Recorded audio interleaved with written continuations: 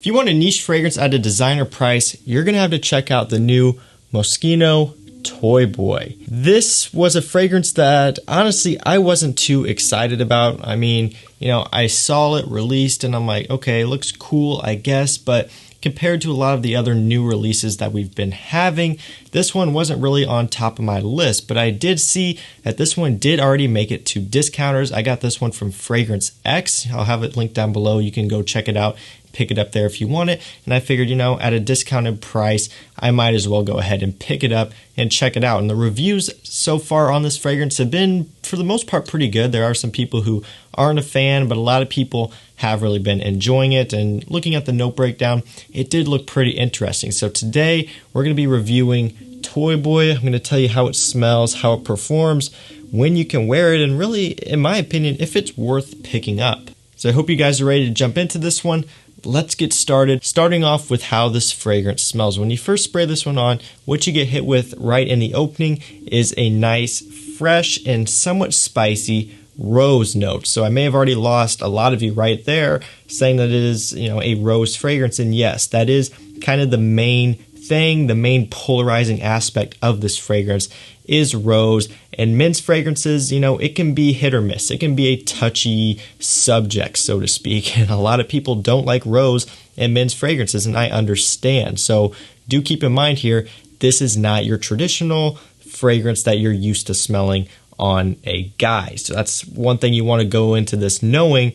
Opens up with that rose, and to me there's something in here that is somewhat reminiscent of violet leaf. You know how violet leaf comes across kind of cooling, fresh, somewhat like ozonic, that sort of thing. I get like a violet leaf type of smell, and I'm not sure if it's coming from the rose, the way the rose is, or if it's coming from the magnolia in here, but there's something that's like a cooling, fresh type of smell. And the rose, like I mentioned, is a fresh rose. It doesn't come across really all that powdery or sweet or anything like that. And like I mentioned a second ago, there is some magnolia in here, and that is another floral note, which lends somewhat of a lemony and zesty type of smell, kind of adding to that fresh citrus that I was talking about. And along with that, right in the opening, I get a little bit of pear as well. Believe it or not, there's just a little bit of pear in the opening, giving it like a fruity sweetness. It's not the main player here. The main player is going to be that rose and that magnolia and this whole violet leafy cooling type of smell going on.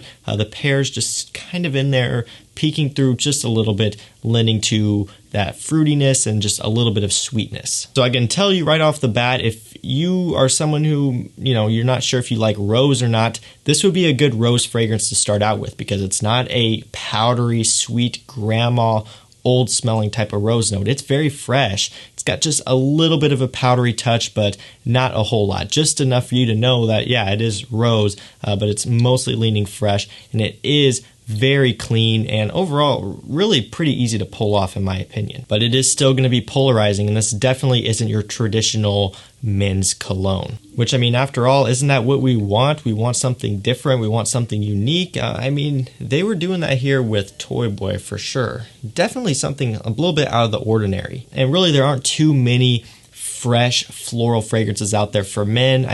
The only other one that I can come to think of that I have in my collection is Amouage Reflection Man. That one is a men's floral. That one's soapy clean, and that one's a great scent. And this fragrance kind of is similar, not in terms of smell, they smell nothing alike, but just in terms of its composition. It's kind of a fresh, spicy, it's got a floral component, it kind of goes in that direction. It's just a bit different. So this one dries down to some vetiver, some nutmeg, and also just a little bit of amber while still having some of that freshness that we talked about in the opening. So it's not a fully linear fragrance. You do get some development throughout, but it doesn't drift off too far from what it smells like when you first spray it on. So let's go and talk about performance of this one. Longevity on my skin has been pretty good. I've been getting about 8 to 9 hours on average. So that's not bad. That's about what I would look for to get out of my fragrances in terms of longevity.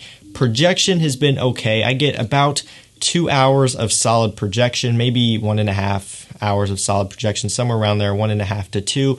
And then at that point, it will start to die down pretty quickly. So, within that first initial hour and a half, 2 hours, it's pushing out pretty good. Then it kind of falls flat, not fully to a skin scent, but it's not projecting out like it did when you first sprayed it on. So really overall not too bad. I mean, the longevity is good, the performance is pretty good. This is a type of fragrance that you don't really want to scream out and, you know, fill a room with anyway. It's one where you would kind of want it to be a little bit more moderate, so people can smell it off of you just when you walk by or when they get close to you. In terms of seasons and situations and all that, I see this one mostly as a spring and fall fragrance. So for me, it's one of those transitional season fragrances, you know, not when it's too cold, not when it's too hot.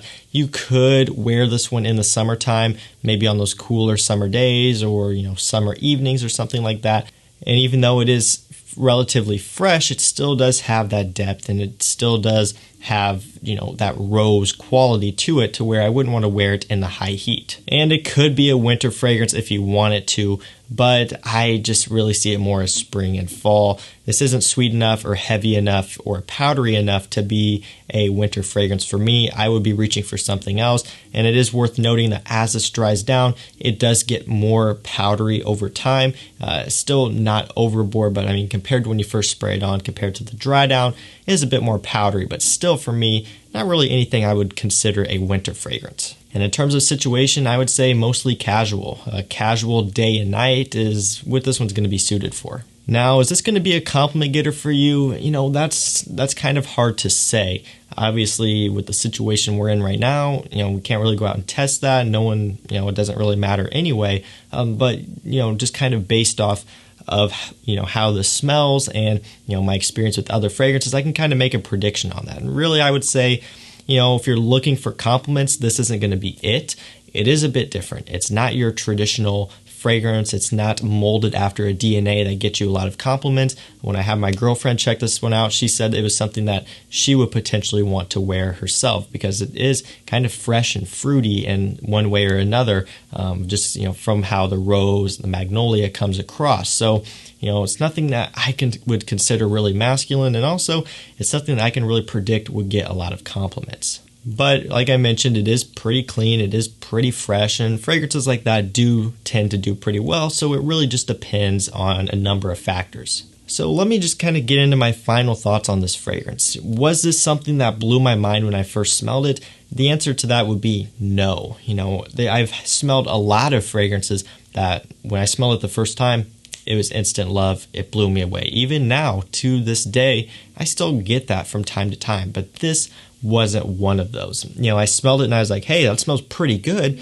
but it wasn't mind-blowing to me. So that's just something I want to throw out there for you guys. You know, it wasn't anything that I instantly fell in love with. It almost took me a second to warm up to it. You know, I sprayed it and I'm like, yeah, that does smell good. Is that something that I'm going to want to wear? And, you know, it's something I would have to be in the mood for. So it's really going to depend on your taste. You know, a lot of people have smelled it and it was love at first sniff. So that's great.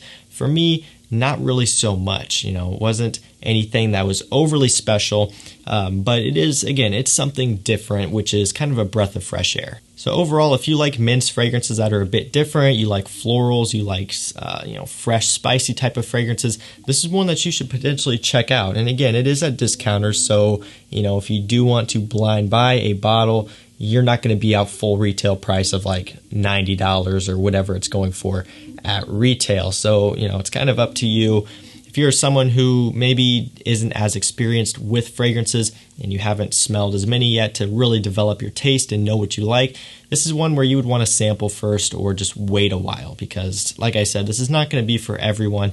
It's a bit different here, and it's going to take, you know, someone with a certain specific type of taste to really appreciate. Overall, I do really enjoy the fragrance, and it's nice to be reviewing something here on the channel that is a bit different. I mean, you've seen a lot of the new releases I've been covering. You know, we have had a few pretty good ones, but also, you know, we've had a pretty few redundant ones, so it gets kind of boring after a while. This was something different. This was something fun to test. It was fun for me to plan out this review just because it was something that, you know, we're not used to smelling every day, and it was also fun for me to bring this to the channel for you guys because I know I'm going to be talking about something that is just different, right? It gets boring talking about Dior Sauvage types of fragrances all the time, and I'm sure you guys feel the same way. So guys, that's pretty much going to do it for me. That was my thoughts on the new Moschino Toy Boy.